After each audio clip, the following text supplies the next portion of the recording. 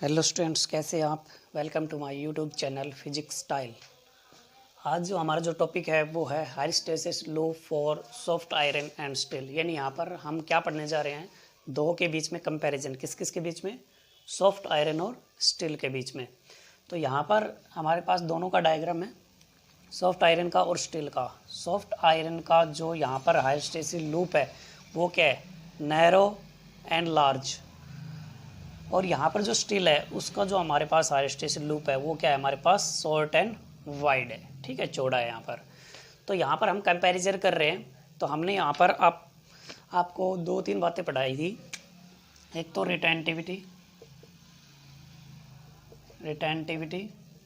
और दूसरा कोरेसिविटी और एक एनर्जी लॉस। ओके, ये बातें आपको पढ़ाई थी। तो यहाँ पर हम कंपैरिजन करेंगे दोनों के बीच में। तो यहाँ पर है सॉफ्ट आयरन की जो रिटेंटिविटी है वो किससे ग्रेटर है, स्टील से। अब देखिए यहाँ पर, यहाँ से लेके और यहाँ तक जो पॉइंट है ये किसकी है, रिटेंटिविटी स्टील की। और यहाँ तक इस पॉइंट तक किसकी है रिटेंटिविटी, हमारे पास सॉफ्ट आयरन की। तो किसकी रिटेंटिविटी ज़्यादा है, सॉफ्ट आयरन की रिटेंटिविटी ज़्यादा है। इसका मतलब यहाँ पर हमारे पास ये हो गया, ये वो पॉइंट होता है। तो ओ बी डैश किस से ग्रेटर है, ओ बी से ग्रेटर है। ओके, क्योंकि यहाँ पर सॉफ्ट आयरन की जो रिटेंटिविटी है वो स्टील से ज़्यादा है। इसके कारण से क्या होता है, हमारे पास सॉफ्ट आयरन क्या होता है, मोर स्ट्रॉन्गली मैग्नेटाइज होता है, किससे, स्टील से। ओके, सेकेंड हमारे पास ये है कि कोरेसिविटी क्या होती है।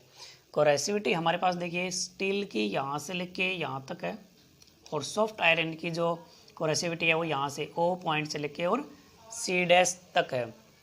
तो यहाँ पर हम क्या करेंगे, रिटेंटिविटी किसकी ज़्यादा है या किसकी कम है, ये भी कह सकते हैं हम। तो किसकी ज़्यादा है या किसकी कम है, तो देखिए कोरेसिविटी सॉफ्ट आयरन की कम है, किससे, स्टील से। क्योंकि यहाँ पर कोरेसिविटी किसकी ज़्यादा है, स्टील की ज़्यादा है, तो कम किसकी हुई, सॉफ्ट आयरन की। तो हम ऐसे लिख सकते हैं, O C dash is less than O C. Okay, तो हमने आपको ये भी बताया था कि रिटेंटिविटी कोरेसिविटी क्या होती है।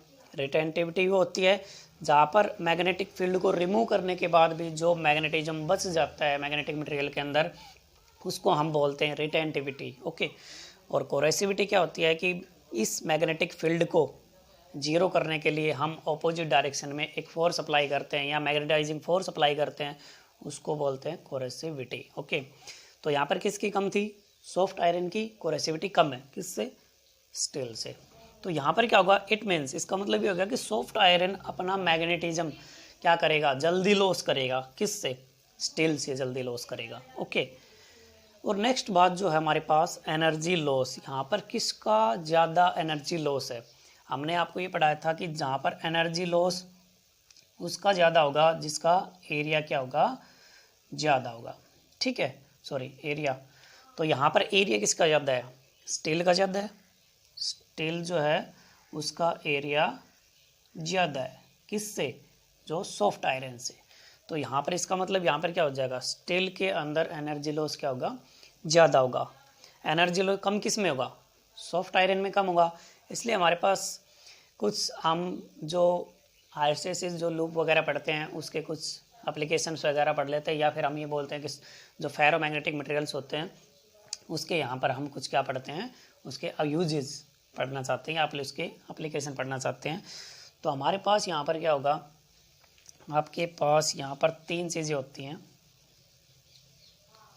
एक तो आपके पास होता है इलेक्ट्रोमैग्नेट, ठीक है। सेकंड होता है हमारे पास परमानेंट मैग्नेट। थर्ड हमारे पास होती है ट्रांसफॉर्मर। तो यहाँ पर हमें क्या क्या वैल्यू कितनी कितनी लेनी पड़ती है। देखिए, जो हमारे पास एक परमानेंट मैग्नेट होती है उसमें हमें क्या यूज करना पड़ेगा, स्टील यूज करते हैं। ओके, और ये और यहाँ पर ये दोनों सेम होंगे। इलेक्ट्रोमैग्नेट में भी वही यूज करेंगे, सॉफ्ट आयरन यहाँ पर दोनों में हम यूज करेंगे, इसमें भी हम सॉफ्ट आयरन यूज करेंगे। ओके, तो यहाँ पर हमारे पास क्या होगा, कि जैसे इलेक्ट्रोमैग्नेट हमारे पास, तो हम उसके अंदर सॉफ्ट आयरन यूज़ करेंगे, तो वहाँ पर हमें इसकी वैल्यू कितनी कितनी लेनी पड़ेगी। तो जो सॉफ्ट आयरन होगा उसमें उसकी जो वैल्यू होगी हमारे पास, हमें हाई रिटेंटिविटी लेनी पड़ेगी, हाई रिटेंटिविटी लेनी पड़ेगी। ओके, सेकंड जो हमारे पास होगा लो कोरेसिविटी, लो कोरेसिविटी, और थर्ड मिनिमम एनर्जी लॉस।